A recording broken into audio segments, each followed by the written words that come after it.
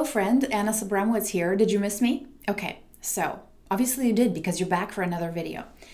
So today I want to talk about virtual classrooms, sharing circles, and workshops. A couple of weeks back, I was at a workshop at Queen's University, and I was privileged enough to be a part of a sharing circle.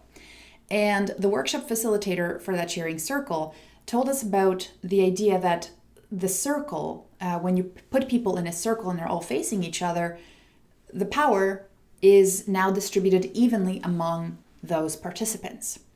And I thought that was really interesting, considering the fact that I was there to also consider how to take this workshop that's a really powerful face-to-face experience and turn it into somehow a relatively powerful experience online. But this particular aspect of it, that the circle debrief, was very important. And it struck me that there is technology that we can use, and we have it at our fingertips, to replicate those kinds of experiences.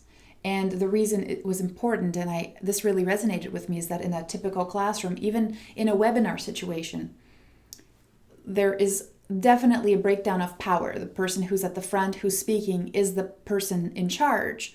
And the students, when this person looks out, they see the faces of the students. But the students don't see the faces of other students. And sometimes all the students see is just the face of the instructor and the backs of all the other students. And so I feel like what that does is that it limits your ability as a human being to read other people's faces, how they're understanding the concepts that are being discussed, if they're confused. And when you sat in that circle, what happened is now you saw everybody's reaction to certain concepts.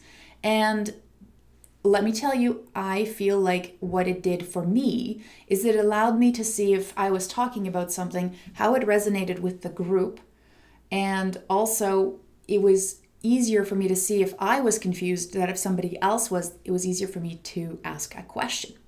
So the way I see this applied in a virtual classroom is, and I've seen instructors do this, and I never thought about how powerful this technique is that when they have all the students come into the virtual session, whether you're using Blackboard Collaborate, whether you're using Adobe Connect or Skype or Google Hangouts, is that it almost becomes like that circle, because if everybody's allowed to turn on their camera, and they should be, then everybody's looking at everybody else's face.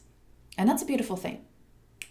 And that's the kind of strategy that I think we should be using more of, because we always talk about online learning being more personalized and being more maybe respectful of that person's time.